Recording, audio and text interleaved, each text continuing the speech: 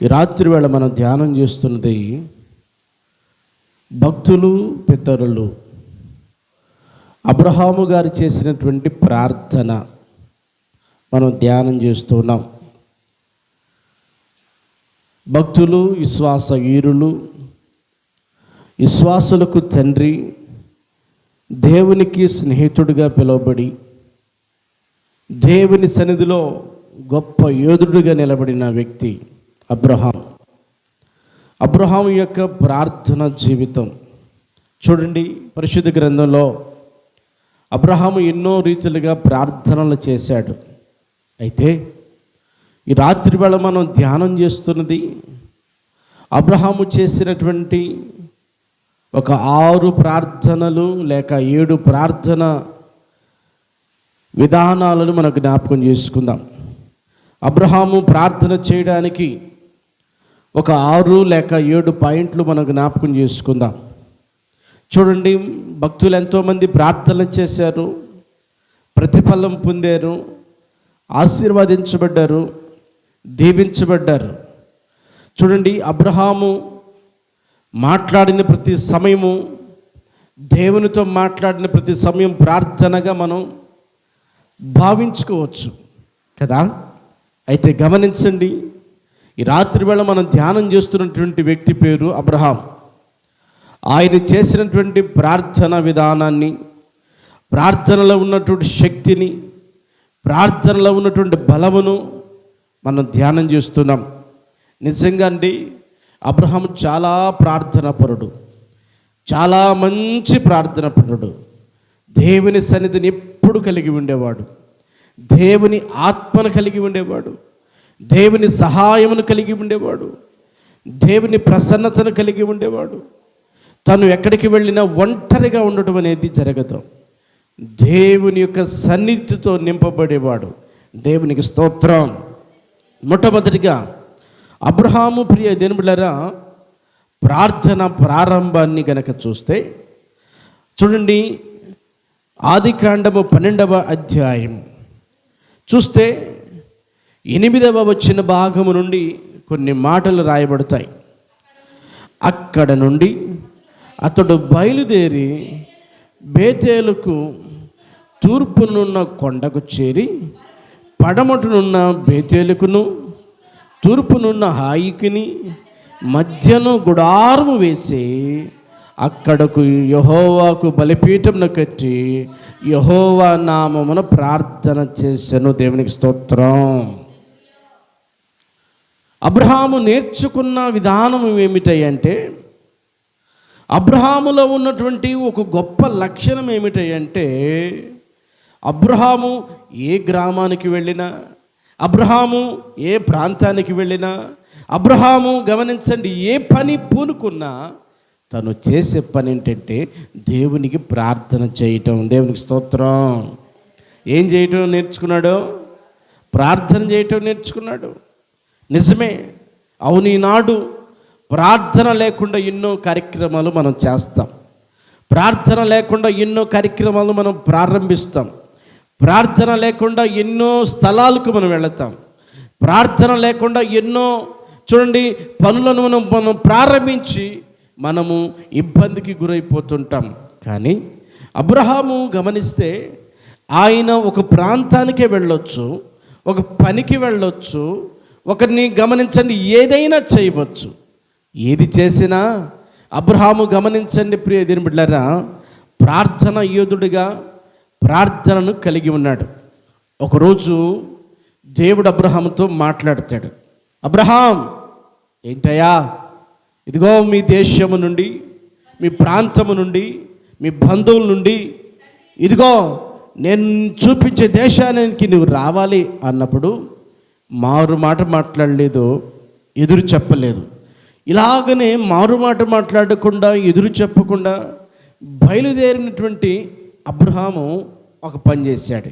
ఏంటంటే తన యొక్క పిలిచిన దేవునికి నమ్మకస్తుడుగా, విధేయుడుగా, మారు మాట మాట్లాడని వ్యక్తిగా ప్రయాణాన్ని సాగిస్తున్నాడు.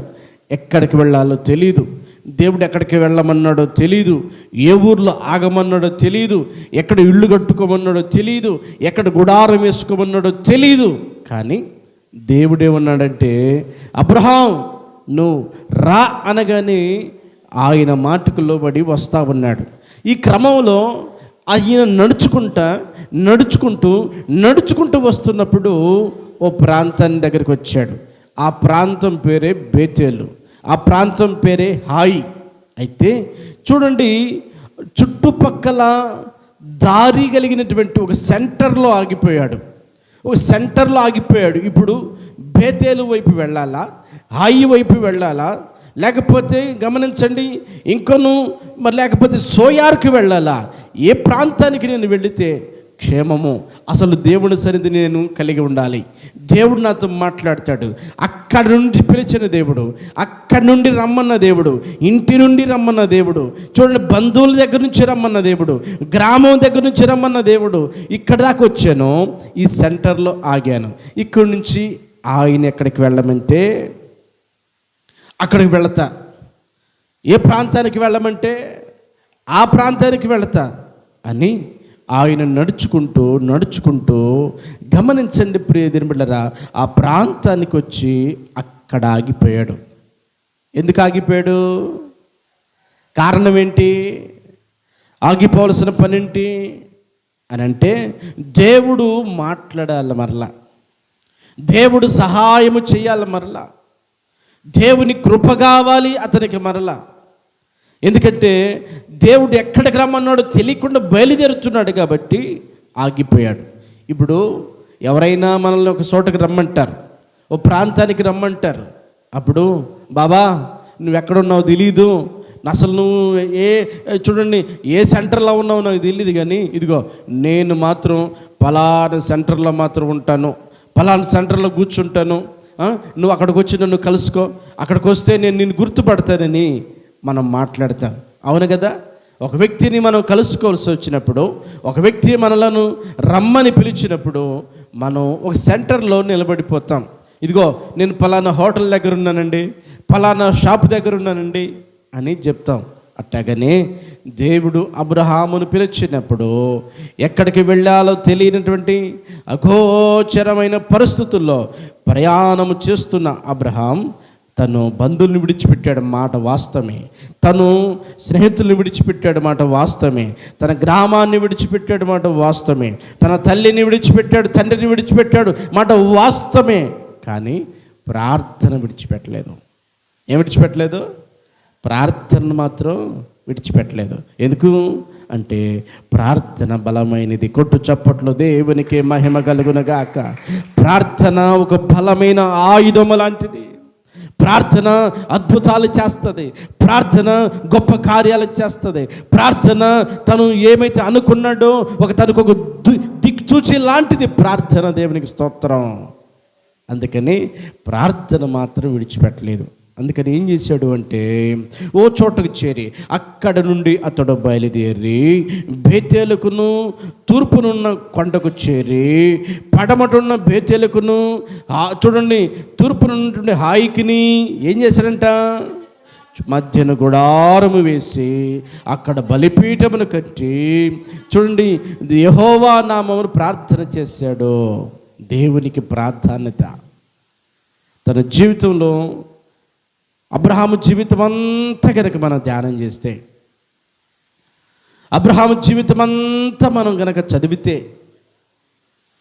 ఆయన ప్రారంభము నుండి ఆయన జీవితము, దేవుడు ఆయన్ని పిలిచినటువంటి ఆ ప్రారంభము నుండి అబ్రహాము తన యొక్క జీవితం ముగించేంత వరకు గనక గమనిస్తే, అబ్రహాము యొక్క జీవితం ప్రియదేని బిడ్డలారా దేవునికి లోబడిన జీవితమే కనబడుతుంది. దేవుడు చెప్పింది చేస్తుందే కనబడుతుంది. దేవుని సన్నిధి లేకుండా చూడండి ఎప్పుడు ఉండని పరిస్థితి మనకు కనపడుతుంది. అయితే ఈనాడు అబ్రహాము యొక్క ప్రార్థన జీవితాన్ని మనం ధ్యానం చేస్తే, అబ్రహాము ఏం చేశాడు అంటే ప్రార్థన చేశాడు. తను ఏ చోటైతే నిలబడ్డాడో, తను ఎక్కడైతే గుడారమును వేసుకున్నాడో, తను ఎక్కడైతే చూడండి, ఒక ఇంటిని కట్టుకున్నాడు, తను ఉండడానికి నిలబడిపోయాడు. ఇటు చూస్తే బేతేలు, ఇటు చూస్తే చూడండి హాయి, ఇటు చూస్తే కొండలు, ఇటు చూస్తే గమనించండి ప్రియ దేవుని బిడ్డలారా, ఏ మార్గం గుండా తను ప్రయాణం చేయాలో తెలియనటువంటి పరిస్థితుల్లో ప్రియ దేవుని బిడ్డలారా అక్కడ చేరి ఒక చోట అక్కడే దేవునికి ప్రాధాన్యత ఇస్తున్నాడు. ప్రభువా, బయలుదేరి వచ్చాను, నడుచుకుంటూ వచ్చాను, ఇదిగో ఈ స్థలంలో చేరా, ఈ స్థలంలో నిలబడిపోయా, ఈ స్థలంలో నేను ఒంటరిగా నిలబడుతున్నా, ఇక్కడ నాకు తోడెవరు లేరు, ఇక్కడ నాకు ఆశ్రయం లేదు, ఇక్కడ నాకు బలం లేదు, అందరూ విడిచిపెట్టొచ్చా. అయితే నేను నీ సహాయాన్ని కోరుతున్నాను ప్రభువా. ఇదిగో ఈ బలిపీఠాన్ని కడుతున్నానా, ఈ బలిపీఠము నీతో నాకు సంబంధం కలిగించే విధానం. నేను ప్రతిరోజు నీ సన్నిధికి రావడానికి, ప్రతిరోజు నిన్ను కలుసుకోవడానికి, ప్రతిరోజు నీతో మాట్లాడడానికి, ప్రతిరోజు నీ మాటలు వినటానికి, ప్రతిరోజు నా పాపములు ఒప్పుకోవడానికి, పశ్చాత్తాపడడానికి, నీతో కాలం గడపడానికి ఈ బలిపీఠం అవసరం. కాబట్టి నువ్వే నాకు ఆశ్రయం, నువ్వే నాకు మరి గొప్ప దేవుడు, నువ్వే నాకు చాలిన దేవుడు. కాబట్టి నేను ప్రతిరోజు నిన్ను కలుసుకోవాలి. కాబట్టి ఇదిగో బలిపీఠాన్ని కడుతున్నానని బలిపీఠం కట్టాడు మొట్టమొదటిగా. ఇక్కడ ఏదైనా పని చూసుకుందామనే ఆలోచన లేదు ఆయనకి. ఇక్కడికి వచ్చాను కదా, ఏదైనా వ్యాపారం చేద్దామని లేదు ఆయనకి. ఇక్కడికి వచ్చాను కదా, ఏదైనా గొర్రెలు కాసుకుందాం, మందలు కాసుకుందామని లేదు. ఇక్కడికి వచ్చాను కదా, లేకపోతే ఇంకా ఏదైనా పని, లేకపోతే పొలాలు పండిద్దామనే ఆలోచన లేదు. తను చేసిన పని ఏంటంటే గమనించండి, ఇక్కడ మొదటిగా నీకు ప్రాధాన్యతనిస్తున్నా, మొదటిగా నిన్ను వేడుకుంటున్నాను ప్రభు అని బలిపీఠాన్ని కట్టుకున్నాడు. బలిపీఠం దేనికంటే దేవుని దగ్గరికి చేరుస్తుంది. బలిపీఠం పశ్చాత్తాపాన్ని తెలియపరుస్తుంది. బలిపీఠం దేవుని సన్నిధిలో సమాధానం ఇస్తుంది. బలిపీఠం దేవుని సన్నిధిలో నెమ్మదినిస్తుంది. బలిపీఠం దేవునితో సహవాసాన్ని ఇస్తుంది. బలిపీఠం అర్పణలు అంగీకరిస్తుంది. బలిపీఠం దేవునితో మాట్లాడేటట్టు చేస్తుంది. దేవునికి స్తోత్రం, హల్లెలూయా. అక్కడ చేశాడు ప్రార్థన, యెహోవా నామమున ప్రార్థన చేశాడు. యెహోవా నామమున ప్రార్థన చేశాడు. అవును, అబ్రహాము దేవుని సన్నిధిలో ప్రార్థన కలిగిన వాడు. తను ఏ ప్రాంతం వెళ్ళిన ప్రార్థనే, ఏ పని చేసిన ప్రార్థనే. మొదట ప్రార్థన దేవునితో కలుసుకోవడానికి, దేవునితో సహవాసం చేయడానికి ప్రాధాన్యతనిస్తాడు. దేవుని స్వరమును వినడానికి ప్రాధాన్యతనిస్తాడు. దేవుని సహాయం కొరకు ప్రాధాన్యతనిస్తాడు. దేవుని ఆత్మతో నింపబడడానికి ప్రాధాన్యతనిస్తాడు. అలాంటి ప్రార్థన కలిగిన వాడు అబ్రహాం. రెండవ విషయాన్ని జ్ఞాపకం చేసుకుంటే, అబ్రహాము ప్రియదినుల ప్రార్థన విధానము గమనిస్తే చూడండి, ఆలోచన చేస్తే 13వ అధ్యాయము గమనించండి, 4వ వచనాన్ని గమనిద్దాం. తాను మొదట బలిపీఠమును కట్టిన చోట చేరెను, అక్కడ అబ్రహాము యెహోవా నామమున ప్రార్థన చేసెను. రెండవ ప్రార్థన. ఈ రెండవ ప్రార్థన దేనికి చెప్పాలి. ఈ రెండవ ప్రార్థన దేనికి చేస్తున్నాడు?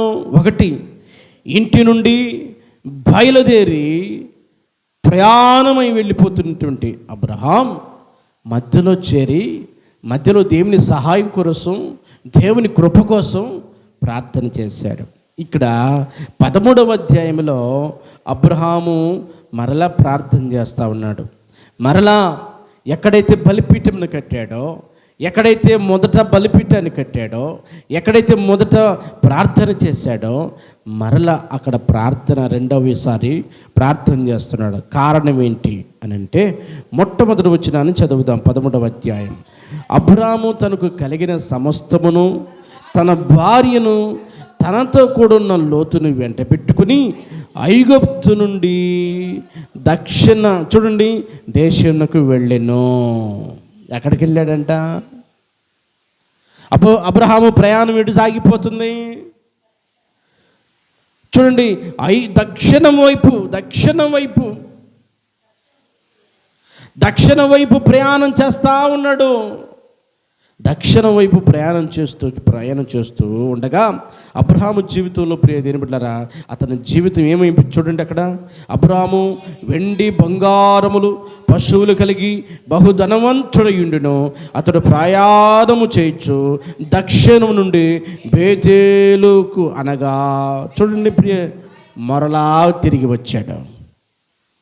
వెళ్ళిపోయినటువంటి ఐగుప్తుకు వెళ్ళి దక్షిణ దేశమునకు వెళ్ళి ఆ ప్రాంతాలన్నీ తిరుక్కుంటూ ఆస్తిని సంపాదించుకొని, బంగారమును సంపాదించుకొని, చూడండి మంచి ఉన్నతమైన పశువులను సంపాదించుకొని ప్రయాణము చేస్తూ ఎక్కడుండి ప్రారంభమయ్యాడో, తను ప్రయాణమైనప్పుడు ఒక చోటకు చేరి ఎక్కడైతే బలిపీఠమును కట్టి ప్రార్థన చేసి ప్రభు సహాయాన్ని కోరుకొని ప్రయాణం చేశాడో, మరలా ఆ ప్రాంతానికి తిరిగి వచ్చాడు. కొట్టు చప్పట్లు దేవునికి మహిమ కలుగునుగాక. హల్లెలూయా, హల్లెలూయా.